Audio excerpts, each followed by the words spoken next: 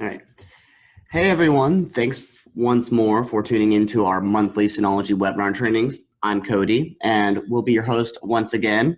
I'm a technical account manager here at Synology. Over the previous months, we have touched on collaboration and file syncing with Drive 2.0. We then took a look at keeping that data backed up and redundant using our business continuity and disaster recovery suite. This month's webinar is along the same vein and is focusing on something that is ever prevalent in the IT industry today.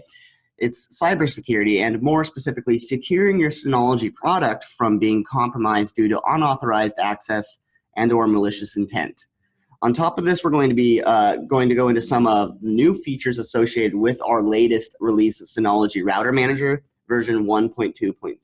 So what are we up against? As many of you IT admins and pen testers know, security is a cat and mouse game that we as IT professionals need to stay on top of every single day.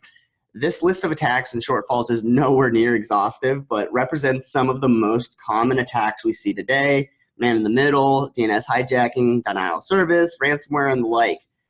Throughout this showcase, we will see how Synology addresses each of these common issues in DSM and by extension SRM as well. A lot of the features you see in DSM will also apply to how you would manage SRM as well. So our guide for this presentation is actually going to be this CIA triad. Security on it, and this is a well-used diagram in the security world to kind of represent a good format to kind of attack the attackers with the best defense possible. Security on any device is a balancing act of these three factors. Confidentiality is a focus to keep info out of the hands of unauthorized users. Integrity is the focus on consistency, accuracy, and trustworthiness of your data, both in transit and in rest. Finally, availability is the need to keep the services up. Availability is the one that overlaps more so with the previous BDR webinar from last month.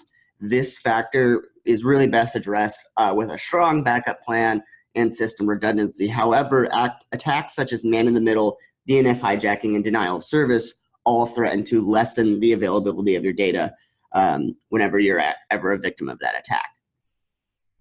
So we're actually going to create some extra vocabulary that is going to be a stand-in for that diagram. We're going to focus so that it lines up better with DSM, of course.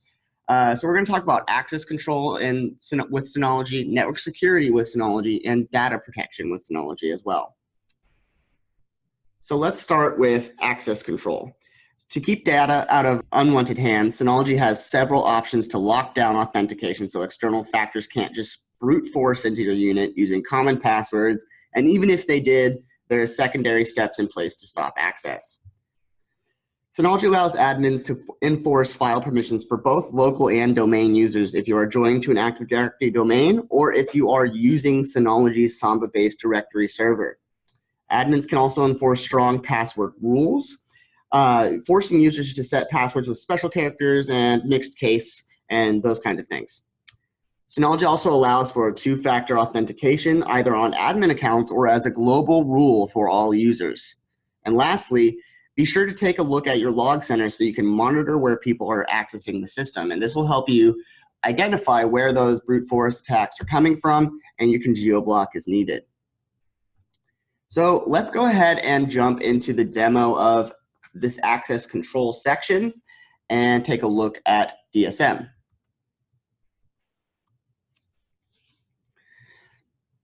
As you can see, we are in DSM right now. This is our award-winning operating system, Disk Station Manager. It is what you're going to see on every single one of our units.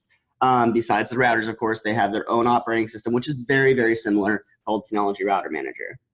So the first steps that many of you will do would be to create additional users after getting the new Synology unit.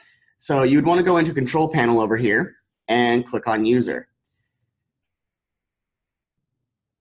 It is best practice to actually create a new admin user first and disable this admin account completely. This is very important because you would actually, if you disable this account immediately, then these brute force attacks aren't going to be able to just pop in using those common passwords.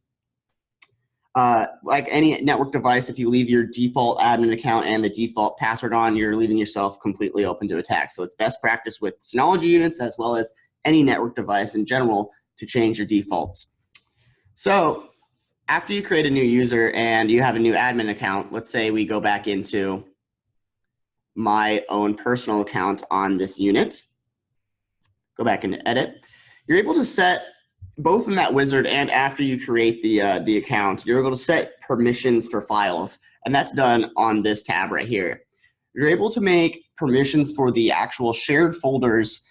You can restrict users from having access to certain shared folders, and likewise in applications, you can actually restrict what applications they have access to. So standard users or groups could be restricted from accessing your backup structure if they're not authorized to utilize Active Backup for Business, Snapshots, or CMS to manage your entire fleet of Synology. I wanted to also point out that users and groups have their own sets of permissions that you can set at the group level or at the user level, and likewise domain users also, you can set permissions for them as well on both the shared folder level as well as the application level. So if we actually go and hit cancel here, we're going to take a look at the advanced tab. Since we've created a user at this point with admin rights, we've set permissions for those admin users, and we've disabled the default admin account. If we go into advanced, this is where you can actually start to set up password rules globally for the users on the system. Under password settings, you can see I have a lot of things checked already. This, what is checked right now is generally best practice, at least doing this. The top one, you may not want to allow certain non-administrators to just willy-nilly reset passwords anytime they want via email. You may want to have control over that, so that's why it's not checked here. As you can see, I have users forced to change passwords after the administrator resets the password instead. So you have to get administrator permission to actually reset this password. Also, I'm applying really strong strength rules as well. They can't have the name and description of the user in the password. They have to have mixed case, special numbers, characters as well. And we're excluding common passwords like ABCD, 1, 2, 3, 4, and password as well. Minimal password length is something that you can set yourself, but generally 8 or above is considered a strong password. And password history is great so that if you set it to 3 or more, then users aren't just cycling back and forth between their 2 favorite passwords over and over again, which may or may not be both compromised. As we scroll down here, you're going to see that we have password expiration as well. You can set password expiration to 30, 60, 90 days, or any days in between, but generally those 30-day marks are pretty much what people utilize. You can set the minimum password valid duration, as well as when to prompt users to change that password. I'm doing it about 3 days beforehand so that they have some time to think about the password, and if they're a little busy that day, they can continue working, but it is going to force them to change their password as quickly as possible. As you can see, we're going to allow users to change passwords after expiration, and we're going to send notification emails as well, and when to send them. If we keep scrolling down here, you're going to see that we have 2-step verification enabled for these users. And instead of just enforcing it on all administrators, we have it on all users. It's a global rule. If I were to create a new user and they haven't signed in yet, they would be immediately prompted to set up 2FA from the very beginning. So they wouldn't have access to their system until they set up 2FA. And that is really handy so that, even on the first access, they won't have access to the system until they set that secure access up. So it's important to note that the 2 different authenticators that we use mainly is the Google Authenticator. That's what you'll see in our knowledge base. It's pretty commonly used app for this. But we also support the use of Authy as well. You won't see it in the documentation. It's more of a red, the icon's red. It's a great app. A lot of people actually use it internally at Synology because it allows you to back up multiple different authenticators. So if you did lose your phone or anything like that, you would still have access to all your different authentication profiles. But if you don't have Authy or anything like that, you could still have your email reset for your password, and your admin could also take care of that for you as well.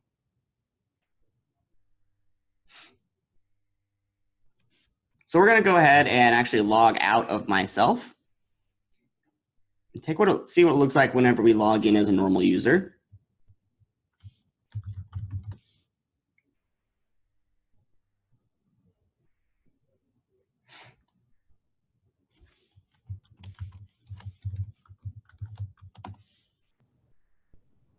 As you can see, it's going to actually have me set a stronger password, which is a good sign.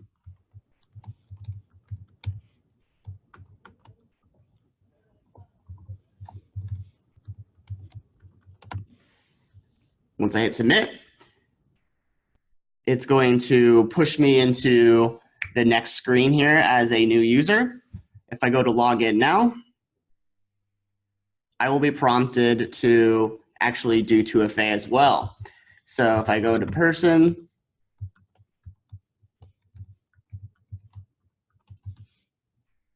you're going to see it's going to query out to the NAS unit and authenticate. And once we get to the login screen, it's going to prompt me to immediately do 2FA as well. So upon login for that first user, it's going to make me set up a stronger password than the one I actually personally set for them as admin upon creation of their profile. And once they actually log in with that new, stronger password, they're also prompted to set up 2FA. You would hit next here, and as you can see, it's prompting you to do Google Authenticator. You would just scan the QR code, and it would pair it with the NAS unit itself. We're going to just back out of this since it's pretty self-explanatory here.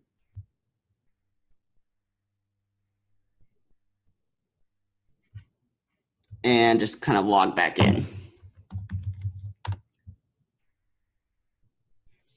So now we're all logged back in. So we've set up strong user passwords. We set up permissions for those files and applications, and we've disabled the admin account, which is best practice. We've also set up 2FA and seen what that looks like to actually do that setup and what it looks like for those first-time users. Let's touch base on Log Center. Now, Log Center is actually enabled by default on all Synology NAS devices, but there's actually another package in Package Center of the same name that applies advanced log settings inside of Log Center. That's why you're going to see logs receive, log sending, and archive settings as well in this one. Whereas if you didn't have the Log Center extension package installed, you wouldn't have some of these more advanced features. So please go ahead and install that in Package Center once you get your NAS as well.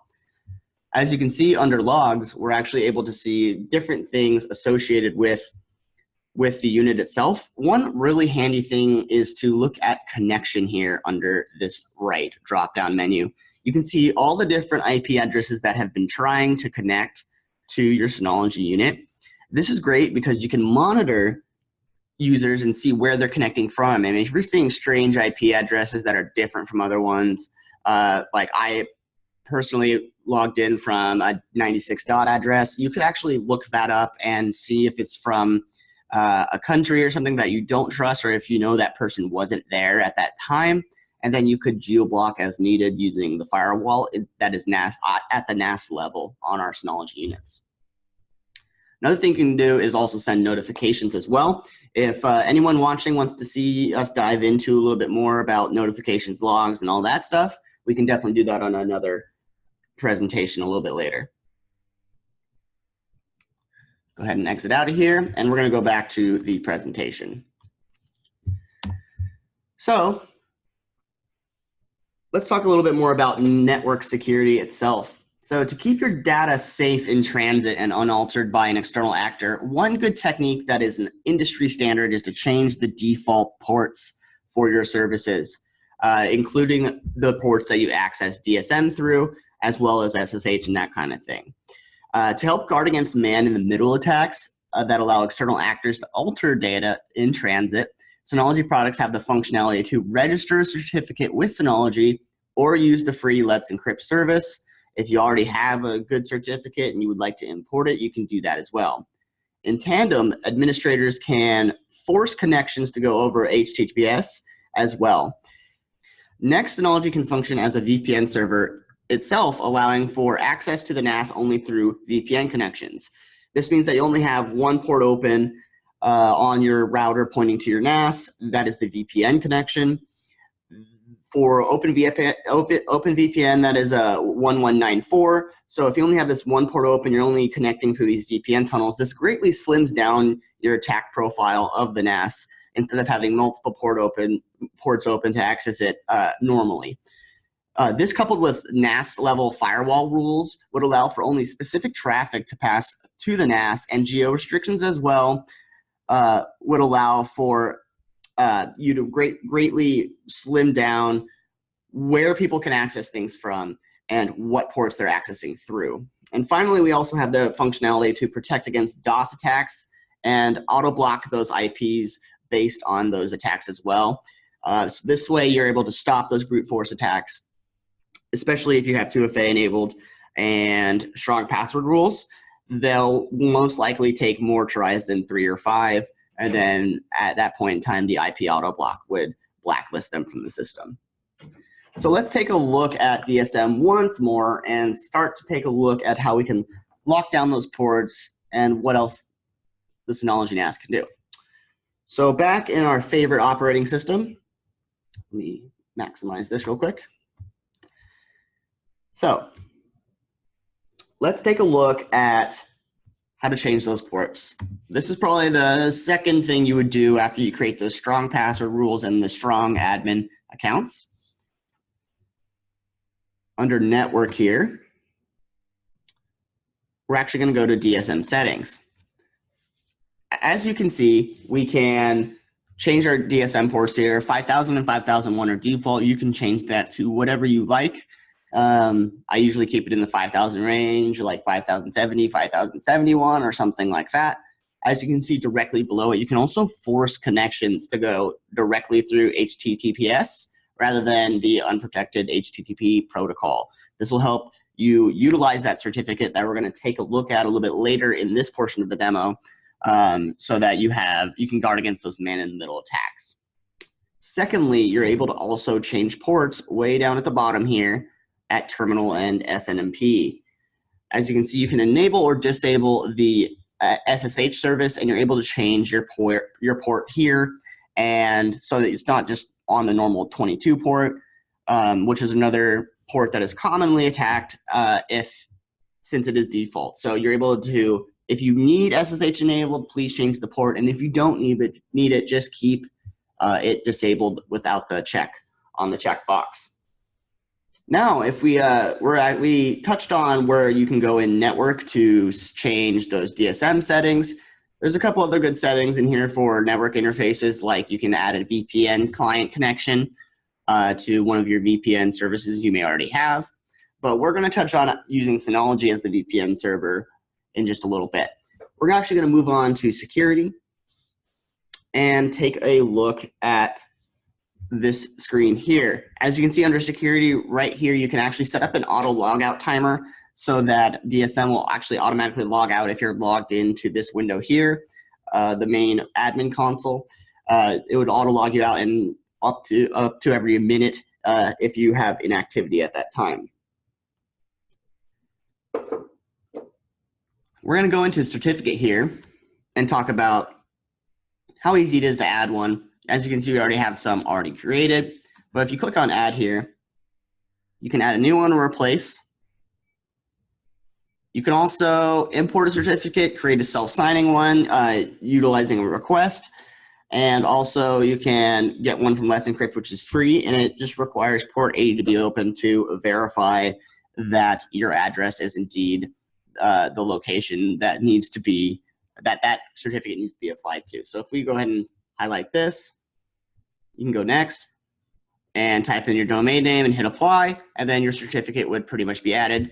Most of our things are wizard based whenever you're doing any kind of operation in DSM, so it's pretty easy to follow along. It's pretty easy to follow along in general just by following the wizards. After you make that certificate, you're going to hit configure and make sure that your critical operations are actually passing through the correct certificate. As you can see, we don't have everything passing through the correct certificate. We actually have a couple passing through an expired certificate. So we would want to change these to our default certificate rather. Once we do that, it'll be an unexpired certificate. So that way you wouldn't be getting errors whenever you're trying to connect with a secure connection utilizing one of these services.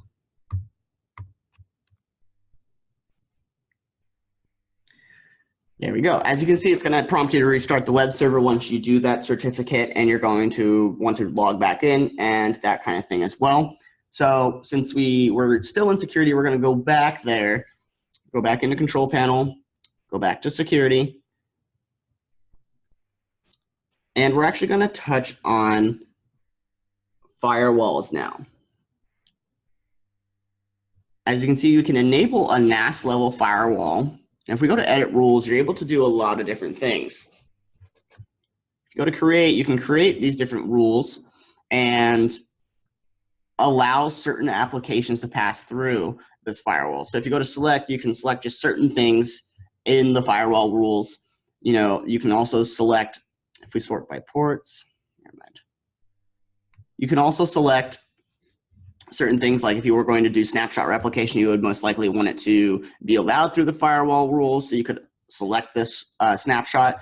Just be sure that if you're going to deny all other connections, to at least add the HTTPS management UI console. Otherwise, if you're only allowing snapshots through and you're blocking the management UI in your firewall, you're not going to be able to reach your Synology NAS operating system, and you're actually going to have to do a soft reset. So make sure you enable definitely HTTPS access and the management UI if you're going to deny things in the firewall. Hit cancel. You can also, this is where you would actually also IP auto block, or actually not auto block, you would actually, this is where you can geo block based on location. So this is where your reconnaissance and information you gather from Log Center will come in handy. If you hit select, you're able to select from different countries and the like. If you know you're getting attacked from a certain country, you can actually lock down the firewall so that it's not going to allow anything through these countries. And that'll help you kind of guard against those countries that are commonly attacking your business. And I wanted to touch on, if you want to really lock things down, you would go into each one of these interfaces and deny access in each one down here. If no rules are matched, you deny the access. So that way you have to do an inclusive rule and everything is actually excluded by default. If we go into protection, you're going to be able to see that we're able to enable DOS protection as well. It's just a simple checkbox. It doesn't get much more granular than that. What you would want to also notice is that in SRM, you actually have much more granular controls. You can change reset packet thresholds, SYN packet thresholds as well, and among other things. So if you have a Synology router, take a look at the DOS protection. It's going to be a little bit more in depth. In account, this is where the auto block actually comes in. And this will help, especially if you already have 2FA and strong passwords enabled, because the login attempts will certainly take more than 10. And if you bring your login attempts down to like around 3 in 5 minutes, it'll definitely not be able to guess a password such as that within that amount of attempts. So it'll auto block the IP address that is associated with that, and you'll be able to see it in this allow and block list as well. Lastly, I wanted to take a look at VPN server, and this is one thing that is something that people aren't normally familiar with Synology. If we actually click on VPN server here, you're going to see that we already have an open VPN connection enabled. Now, I wanted to stop here and let you guys know, if you haven't heard, PPTP is deprecated. Please don't use this for production. There's an option, but please use OpenVPN or L2TP IPsec, because those are more secure. It's been known that PPTP is actually a less secure connection at this time. So as you can see, we're using best practices. We're using OpenVPN or L2TP, and we're on an OpenVPN connection. You can see we have different connection lists. You have logs associated with those VPN server connections. There's some general settings and privileges for these VPN users. Finally, if you actually go into OpenVPN, you can actually see how to set up these connections. You can set how many connections can happen, how many maximum number of connections can happen with the same user account, and set up different encryption and authentication protocols as well. As you can see, 1194 is the default port for OpenVPN. You can, of course, change that if you would like to. And also, what's great about this is only having this port open and actually connecting through this port only to connect to your NAS is probably one of the most secure ways to actually connect, because you're slimming down the attack profile of the NAS by only allowing certain ports to be open. So if this 1194 port is open, that's awesome. And then you can connect to this VPN server, and you won't need to have ports open like for snapshots or anything like that, because you're already traveling through the VPN tunnel itself. To get this all to be accomplished, you're going to want to actually allow clients to access the server LAN, so that it's going to be like they can just reach through the tunnel as if they were through the same network. All right, now we're going to move on to the next portion of the demo, and we're going to talk about data protection. As mentioned, this portion of the balancing act was mostly addressed in the last webinar. Having a good DR plan with multiple copies of your data helps guard against multiple attacks. This being said, Synology has data protection methods alongside these DR solutions. You can encrypt shared folders at rest with AES 256-bit encryption. Most, if not all, of our business class units have this encryption engine in them.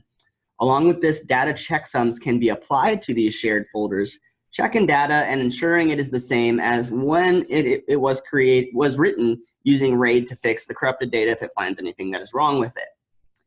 Next, using protections like snapshots help to mitigate issues with ransomware events by allowing users to roll back their data to possibly right before the encryption event even took place.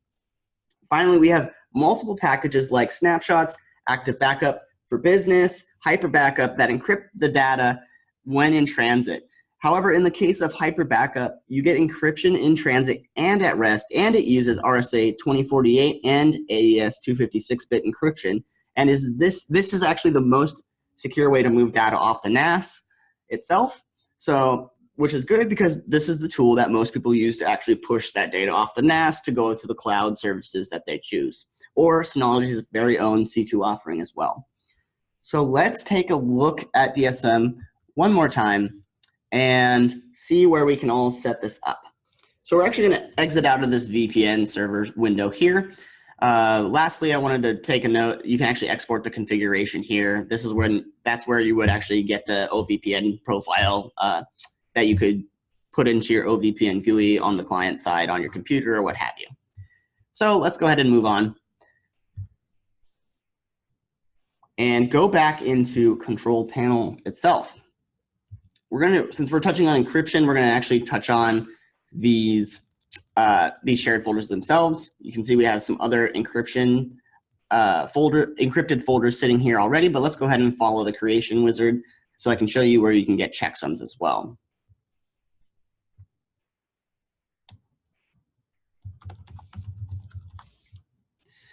So we're going to go ahead and hit next after we type in a name. And this is where you can actually encrypt the shared folder. We're going to type in password I can remember. And it's important to do this encryption whenever you create the folder. Certain settings like this and checksums aren't able to be changed after the creation of the shared folder. Go ahead and hit next. Go to exit. This is where you're going to want to actually enable those checksums. I strongly recommend this to help create that data integrity. This is what's going to allow for that self-healing nature of DSM to really shine, using these checksums to fix your data using RAID. Go ahead and hit next and apply. This is where you're going to be prompted. It's a reminder from DSM saying, hey, you're encrypting something. Please remember how you encrypted it. Remember your keys. Put them in a safe place.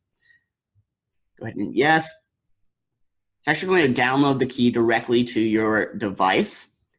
So we're going to see that encrypted key there. Make sure you pull that off your unit, put it in a safe archive somewhere, and make sure it's deleted from your download folder and those kinds of things. As I mentioned before, whenever you're creating permissions whenever you create the folder, you can actually create permissions for these users as well here. And you can also do that for domain users as well. It's going to scan your domain that you're applied to. So just give it a moment here. And as you can see, we have all these different domain users right here that you can change access with. So we're going to go ahead and hit OK. And you can see that encrypted folder that's named encrypted is currently unlocked. That means it is not encrypted at this point in time. You can actually go to encryption and unmount if you need to. Once you unmount, it is locked, and we're actually not able to even see it in File Station. So if we go back into File Station, you can see we're missing that encrypted folder because it is locked down. If I were to unlock this folder, let me try and position this a little better.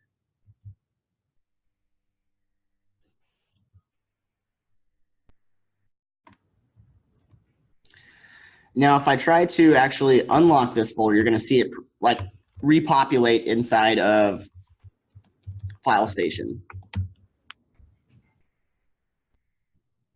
As you can see, it is now populated. And likewise, if I go back and re-encrypt or unmount, it's going to yank it out of File Station so you can't even look at it. And there you go, it's gone. So that is how you can create an encrypted folder and enable checksums on them. If we actually move out of these, we can take a look at another piece to this puzzle of data protection. And we're going to look at snapshots once more. This is going to be a very quick overview of snapshots because the last webinar, Business Continuity and Disaster Recovery, went into this in a little bit more detail. If you haven't caught that webinar, please contact your rep and we can definitely get you a recording of that. If we go into snapshots here, you can see this is where we would actually create a snapshot schedule for local snapshots. If you go to settings, you would highlight a folder, go to settings, and you can enable snapshot schedule. As before, you can do it every 5 minutes.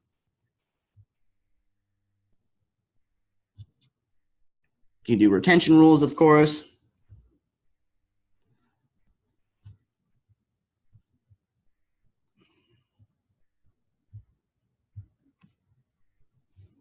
And you can see it goes to schedule. This is a great way to help roll back against issues with the unit or with the data. If there's a messed up piece of file or anything like that, you can actually roll back using those snapshots. But best practice for us is actually to do a replication like as you see here. For the shared folders, you can go create and replicate this shared folder to a remote Synology NAS server, typing in the IP address and password as well, user account and password as well of an admin account to get this replication set up. Once done, it's going to clone and replicate that folder across to that other unit, and you can pre-seed this relationship as well. If you're ever encrypted on your main production server, you can fail over to the secondary one and even restore your data from that secondary one as well. Should be noted also, those local snapshots are read-only, so they actually can't be encrypted by the encryption malware, because the malware needs to be able to write to the file itself, and it can't do that with either snapshots, the remote replication or the local ones either. So this is a great way to mitigate against those ransomware events. It's not going to guard you against the ransomware events. The best way to guard against those is password protections and the like, and so that they don't even have access to the system in the first place. This will help after the fact. If you unfortunately are hit with ransomware, you can roll back that data really easy, and it would be like the issue never happened.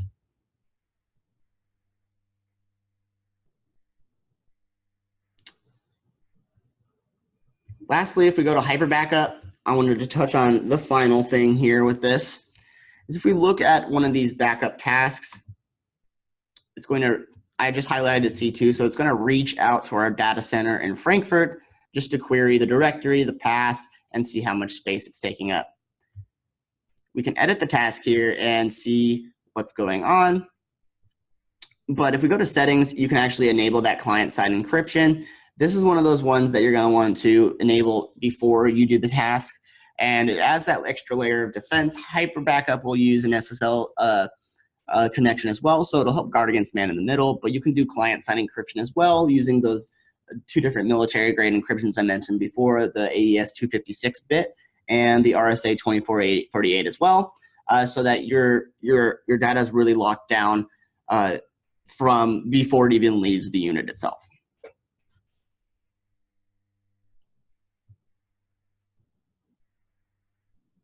Go ahead and exit out of some stuff here. Pop back over to the presentation. And so what if there's an attack that wasn't known, or what if you're concerned about what our response would be if there is an attack? So let's just dive into an example of this and talk about a recent attack that happened to us, but it wasn't actually a vulnerability in the Synology system. We found it to be a brute force attack, but I just wanted to share this with you so you know the efforts that were put in even on an attack such as brute force. On July 10th, we actually heard about the first, well, actually July 10th was whenever the first attacks occurred. July 19th, the Synology user reported the attack. And this is a critical point that I actually wanted to stop on. If you are attacked for any reason, ransomware or otherwise, we want to hear about it. Please put in a support ticket so that we can follow this similar response timeline, because we take attacks on our users very seriously. We want to hear about it so we can work together to make sure this doesn't happen again and we can take down the nefarious actors. On that same day, we were able to confirm this wasn't a vulnerability. This was a brute force attack, specifically scanning for Synology units that had that default admin account and that default password on those default ports. So that's one of the reasons why we're doing this webinar, so we can remind users that it is best practice to change your admin account, change your ports, and enable those strong password rules as well. On July 22nd, our support team was actually to track down the location geographically of where those attacks were coming from and from what server it was coming from as well. We were able to send, with a response team, we were able to send a cyber security response team in Taiwan. We were able to send them the attack code. They were able to actually work with authorities in Denmark, Interpol, that kind of thing, to actually take down the attack server in Europe. And because of that, the nefarious actor could no longer brute force into the systems. So as you can see, this is a really strong response time to this coordinated brute force attack from a single actor. And in this way, we were able to make sure this wouldn't happen again. And just take note that this all started from us learning from users that this was happening. We do like to hear from you guys, and we would love to hear whenever you have issues so that we can work with you and be with you through every step of this process. Let's talk about our overall response generally to any kind of issue that comes in. We have our own dedicated response team, and usually with them in about 8 hours, they spend investigating vulnerabilities. They either find if it's a vulnerability or if it's a simple brute force attack, as previously mentioned. In about 15 hours, we're able to fix those vulnerabilities, and we release them as a nano patch for DSM in the update section in the control panel. So make sure that you're subscribed to our security newsletter. Make sure you're subscribed to those updates as well, so that way you're getting updates as frequently as possible, because we're not usually making gigantic changes to DSM. These are nano patches, so they aren't going to affect the main functionality of your unit. They are security patches through and through in this case. And then, adding these together, this is usually about a less than 24-hour response time in this event. So let's kind of go back over what we discussed.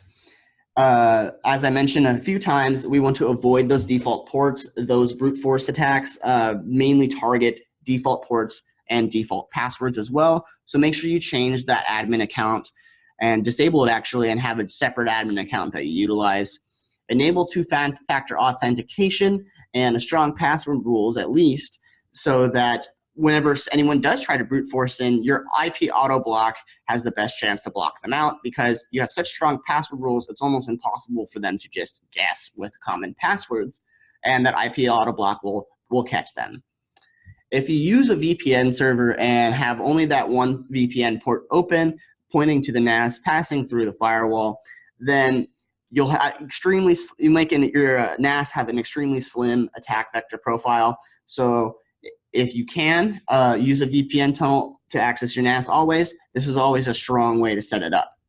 As I mentioned, keep up to date with the newsletter and up to date on those security patches as well, so that if there is a vulnerability, it can be guarded against utilizing that patch. We also have a couple packages, antivirus native to Synology. It's a first-party app. We actually developed it, and then we keep it updated with common malware definitions and of known malware. We also have a couple third-party apps, so please make a decision on what antivirus you want to use for your Synology unit.